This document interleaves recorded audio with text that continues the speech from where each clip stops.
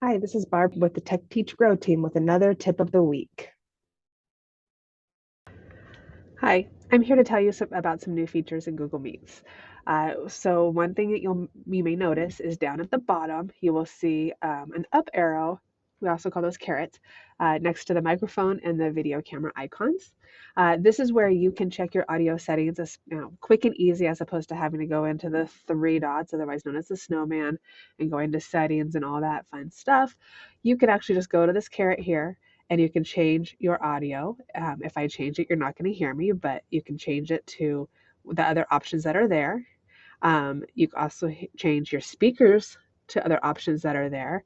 And then you can also go into settings the way you used to be able to. With the video, the cool thing is that you can change your camera if you need to, if you have different cameras connected, but you can also change your background really quickly and easily with that right there. One of the new ones that they have is this one with all of the women in the background for Women's History Month last month.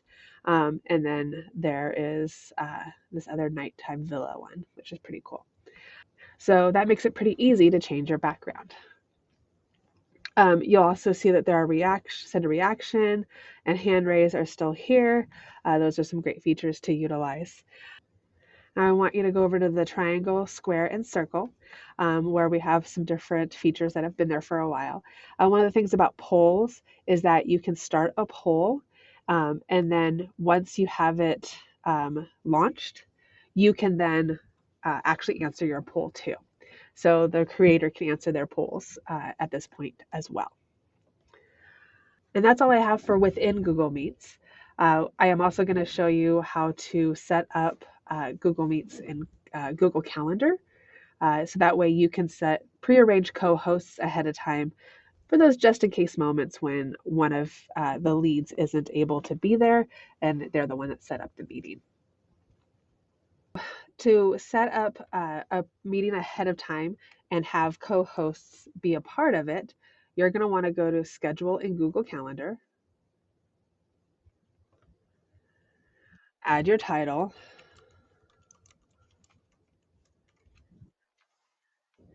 You're going to have to add guests first.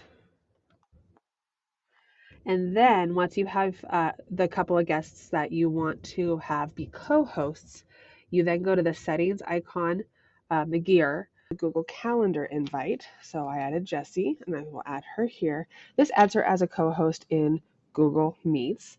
And then you scroll down to the bottom and save. You can add as many co-hosts as you'd like. Then once you're done, again, this is sample meeting. You're going to press save, and now they are added. I am not going to send the email just because I don't want to invite her at this moment. But that's how you add co-hosts ahead of time for a meeting. You can then copy the code for the Google Meet. I'm going to open this up, and you can copy this code right here and share that with anybody that you want to join your meeting.